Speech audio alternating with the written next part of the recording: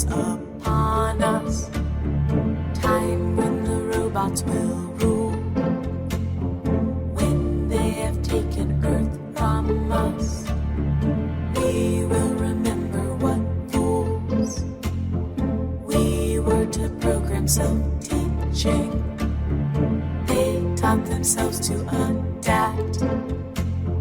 Acceleration increases. Singularity happens so fast. So fast. So fast. So fast. So. It's the last one in this series, so let's just get this over with. I'm going to be blunt. There are some clever ideas in this. The idea of evolving the human-machine hybrid from salvation but adding limitations to using enhanced abilities in short bursts is clever, because there's no telling how the human anatomy would take to having enhancements added in this fashion. However, what isn't clever is that this is the umpteenth sequel that decides to repeat Judgment Day yet again. Oh good lord, when will you people learn? T2 was an amazing movie with visual effects that were ahead of its time, and they, along with the movie, still hold up very strong. But like I mentioned in the previous review, just because it was a great movie doesn't mean by repeating said set pieces guarantees that it's going to be a hit. It's just rinse and repeat. So, the MCU in general. Yeah, you know I'm right. Also, this movie went in with a political agenda in taking John Connor out just to replace him with a female leader of mankind.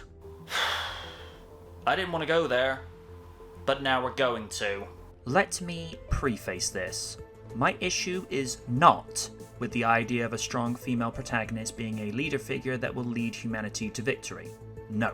If they had taken the character of Dani and dropped her into an original franchise where it was inspired by Terminator and did its own world building with a great story and how she would lead humanity to victory, not a problem. My problem is that you kill off a character, while he was still a child, I might add, whom the franchise is solely built around. No John Connor, no franchise. It's that simple. Change my mind. And according to Tim Miller, John needed to move out of the way so others could ascend. I disagree. No John, no Terminator franchise.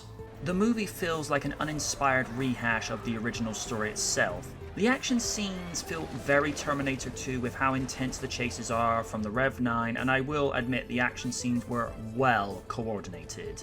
The idea of the Rev 9 is innovative, taking all the best elements of the Terminator shapeshifters before, but then added that this model could replicate itself and then have it reintegrate back into itself is thought-provoking, as since it's using tech similar to nanotech, then that would be within its capabilities. Sarah's story is one of the best parts of the flick, as a woman embittered and looking for purposes for the last few decades since the death of her son and tracking down Terminators and taking them out. And you can't have a Terminator movie without the man himself, Arnold. In this, he almost feels like a secondary character, and to where he's just there to please the longtime fans. The idea of a T-800 forming a conscience is an interesting concept, as we had seen the cyborg learn human behavior before on the model from T2, where he would try to mimic human characteristics before to awkward results.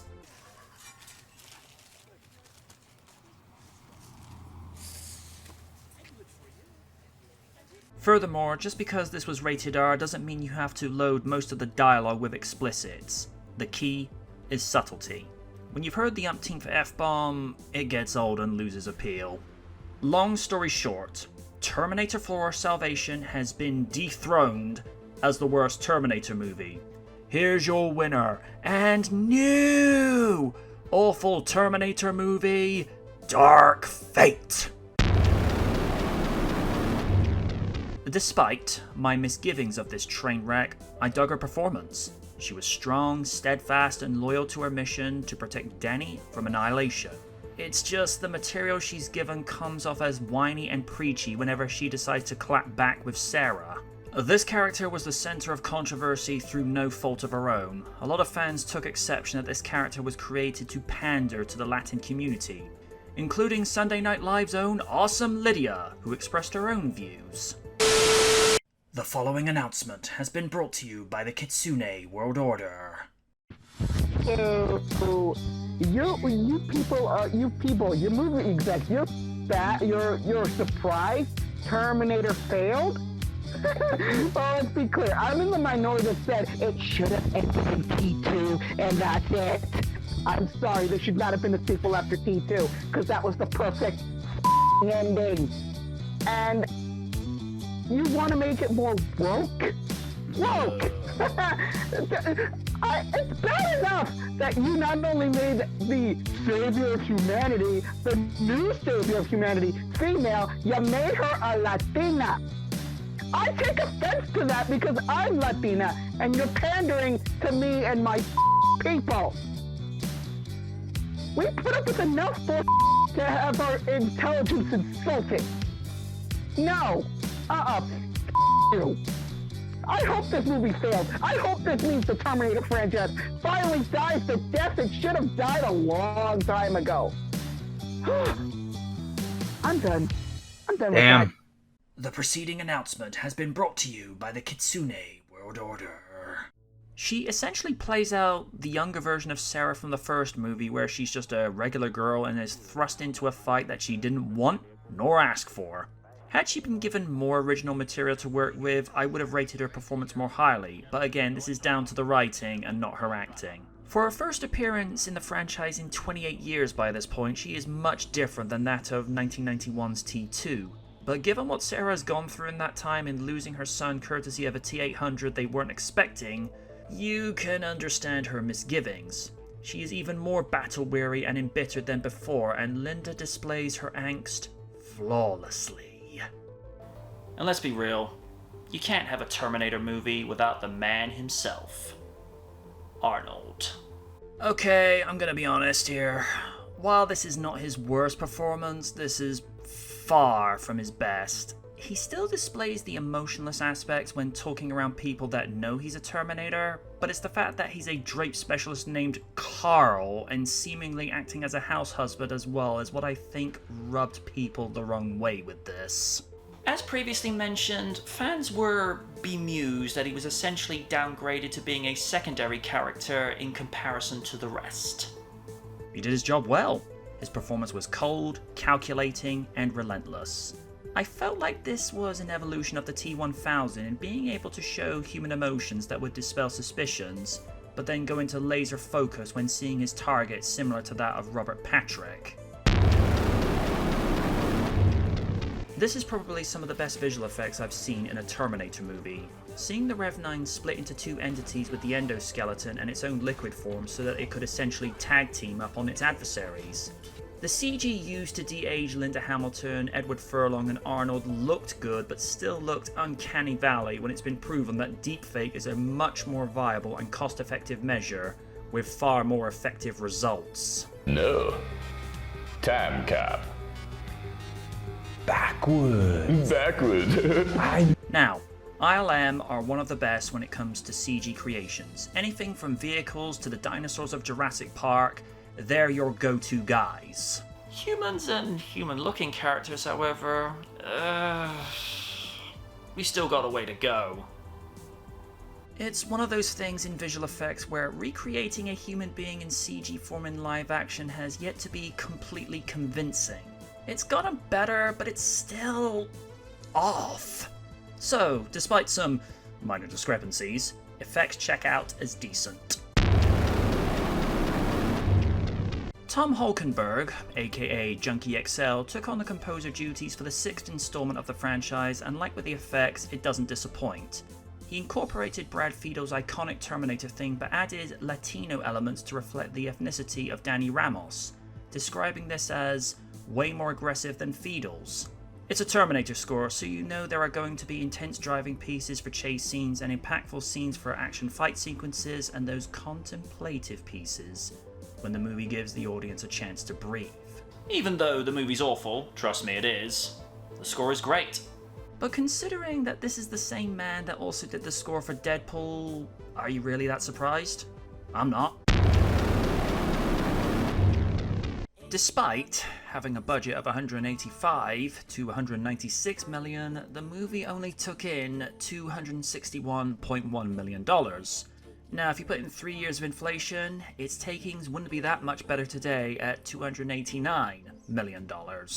It is estimated that the movie needed to make $450 million just to break even when you consider that $80 to $100 million was spent on marketing, and it's said that this movie ended up making Paramount Studios, Skydance Studios, and then 20th Century Fox to lose $122.6 million, being probably the biggest Terminator box office bomb ever.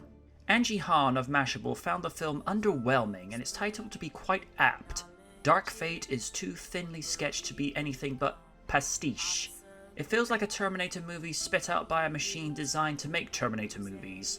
A dark fate for the franchise indeed.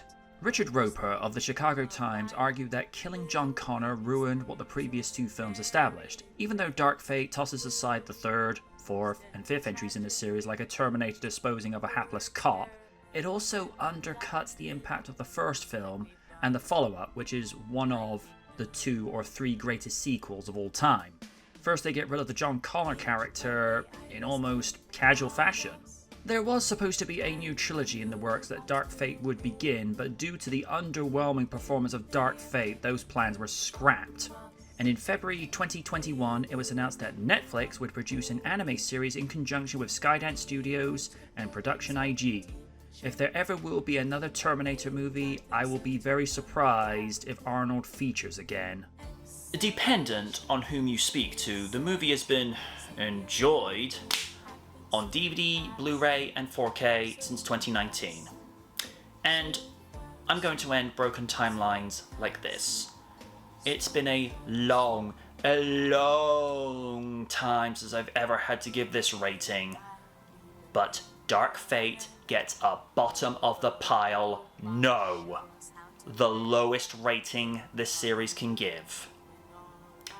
I'm MJ Knight, and I won't be back.